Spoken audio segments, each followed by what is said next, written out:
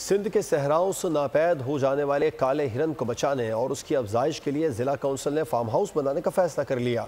जिला काउंसिल की जानिब से फार्म हाउस बनाए जाने पर सक्खर और सालेपट के शहरी खासे खुश नजर आते हैं। ब्यूरो हेड सक्खर शाहिद अली की रिपोर्ट देखिए।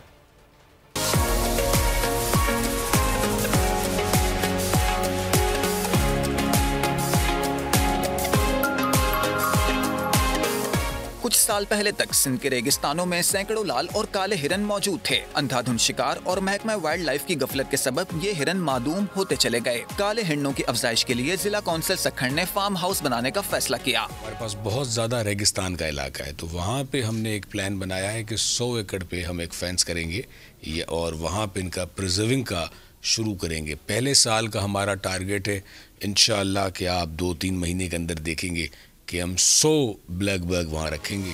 फार्म हाउस बनाए जाने पर सक्खर और सालेपट के शहरियों ने अपनी खुशी का इजहार किया। गवर्नमेंट कोई करे तो इंशाल्लाह ये इन जैसी तो खूबसूरत कोई शे नहीं है। ये हमारे सालेपट में पहले तो थे, वो ख़त्म हो गए सारे।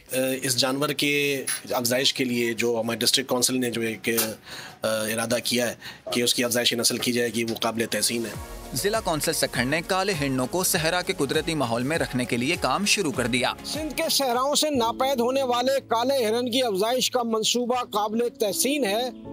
लोगों ने जिला हुकूमत के इस इकदाम को सराहा है और उम्मीद जाहिर की है कि जब यह मंसूबा कामयाब होगा तो काले हिरन सहराओं में और इस फार्म हाउस पर देखने को मिलेंगे।